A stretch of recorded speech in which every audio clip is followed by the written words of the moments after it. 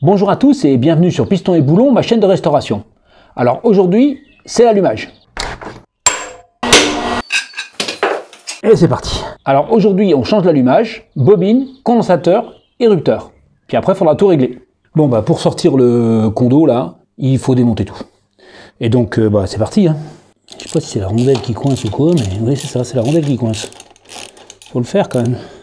Alors là, l'idée, c'est de sortir tout et de tout raccrocher tout de suite. Parce que alors sinon, c'est le merdier. Comment ça sort déjà ça? J'ai oublié. Alors est-ce que là ça va sortir? Ben oui. Maintenant ça va peut-être sortir.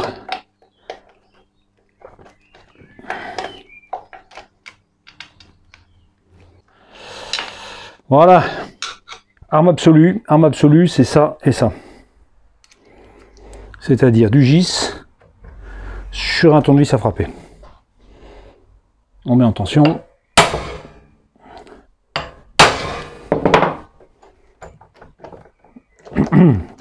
C'est du sérieux, hein.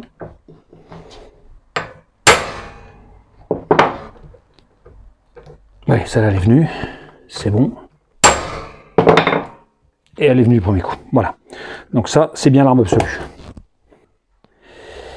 Et donc ça va exactement comme ça.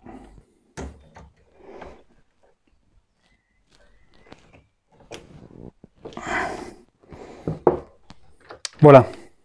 Donc là, il y a bien un bleu-jaune, mais comme je pensais, les bobines, elles, c'est toutes les mêmes. Donc, elles sont toutes les deux bleues. Donc, il faut penser que ça, c'est la jaune. Hein. Donc, le jaune du condo, il va dans ce bleu-là, parce que c'est le jaune, en fait. Hein. D'accord?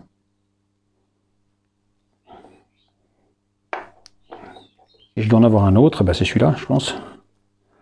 Là, il y a un jaune, ok, qui doit aller là. En plus, il faut quand même que ce soit bien serré, parce que je pense qu'il y a une masse là qui est importante. Hein.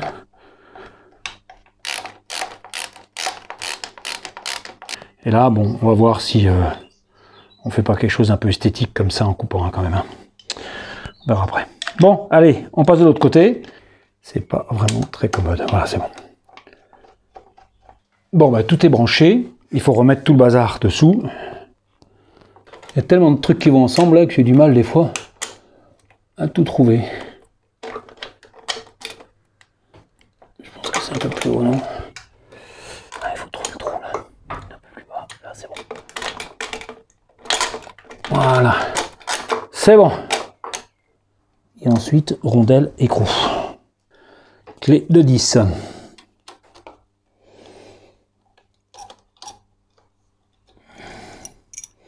Ah oui, ça, il faut le mettre comme il faut, parce que c'est ça qui va dedans.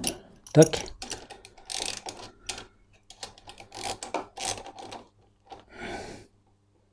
Allez, ça c'est bien.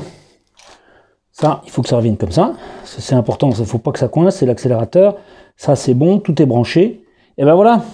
Alors l'érupteur, ça se passe ici. Sur le papier, c'est pas du tout compliqué. Le problématique, c'est le réglage. Parce que contrairement à ce qu'on peut croire, et malgré tout ce qui est marqué sur les docs, c'est pas si évident que ça.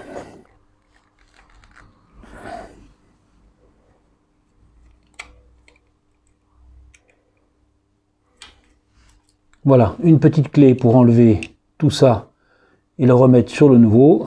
Bon, alors c'est du 5.5 et je n'ai que une pipe pour ça, c'est tout ce que j'ai. Évidemment, ça va tourner.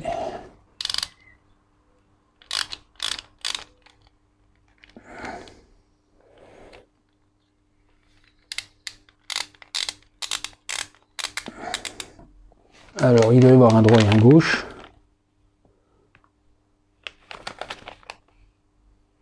R, right, c'est l'autre. L, left, c'est celui-là. Il y a tout le bignou qui est là. Donc il suffit d'ouvrir et d'enfiler la... Hop, évidemment, ça tourne. Voilà. Est-ce que je suis à l'endroit? Voilà, là c'est l'endroit.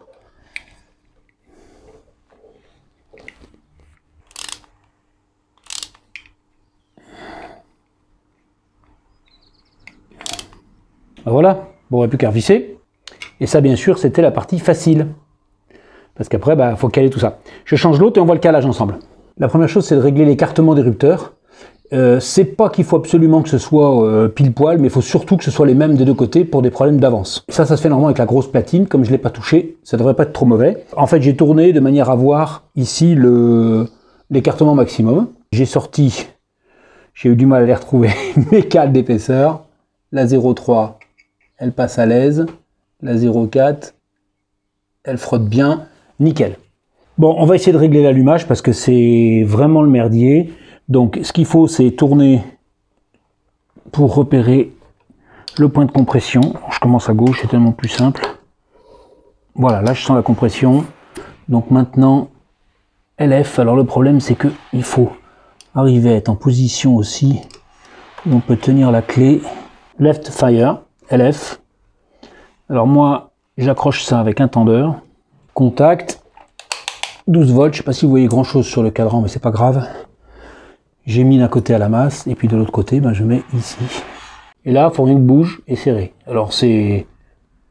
Généralement ça bouge, c'est la merde. Mais bon, on va faire un premier tour, comme ça. Alors vous avez vu, c'est assez archaïque comme système de réglage. Et encore, j'ai pas revérifié l'écartement des rupteurs parce que c'est vraiment compliqué, mais je vais le faire. Mais pour régler ça aux petits oignons, c'est pas du tout suffisant, enfin moi je trouve. Et donc pour ça, j'ai acheté une lampe stroboscopique. C'est pas très compliqué à utiliser. Ça fait 50 ans que je n'ai pas touché une, puisque j'ai fait ça une fois quand j'étais gamin. Donc on va voir ça tout de suite. Mais je pense que le réglage est bien meilleur avec ce système-là. Bon, la première chose à faire, c'est de mettre en route.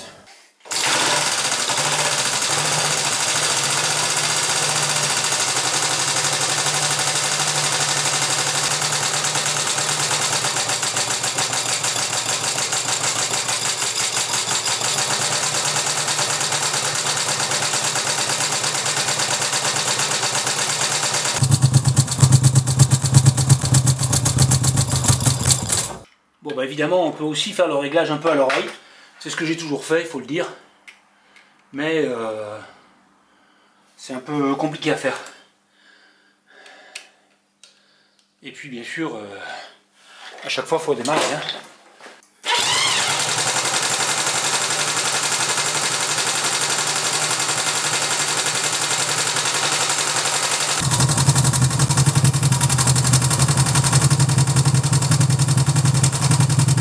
C'est le F qui faut allumer, là, disons, là ça va pas du tout. Pas du tout. Voilà, là je le vois avancer, là c'est génial.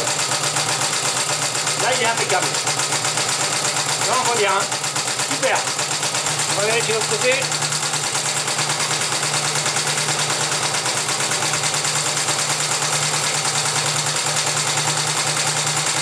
Je suis encore là-bas.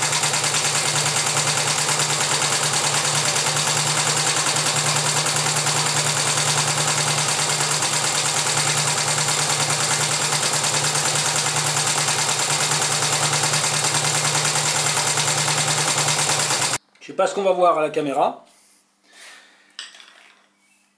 mais le réglage il est fait. Donc en fait on met du 12 volts dans l'appareil et on met, c'est une pince ampère-métrique, ça récupère le signal de passage du courant haute tension sur le fil de bougie. Donc on met ça sur le bon cylindre et puis la lampe elle vient s'allumer à la cadence de la bougie en fait. Donc après il suffit de viser et comme c'est stroboscopique on doit voir le système fixe. 30 € sur Amazon, c'est vraiment ce qu'il faut. Alors toute la partie allumage est neuve, les culbuteurs sont réglés, j'ai tout remonté et maintenant rien ne m'empêche de faire un essai, mais j'ai décidé de ne pas remonter le réservoir parce que j'ai encore des choses à faire avant. Donc dans la prochaine vidéo, on va faire tous les réglages et les petites reprises esthétiques dont j'ai parlé. Et puis le test, ce sera pour après. Il faut savoir être patient. Donc je vous remercie d'avoir suivi cet épisode et je vous dis à bientôt pour une nouvelle vidéo.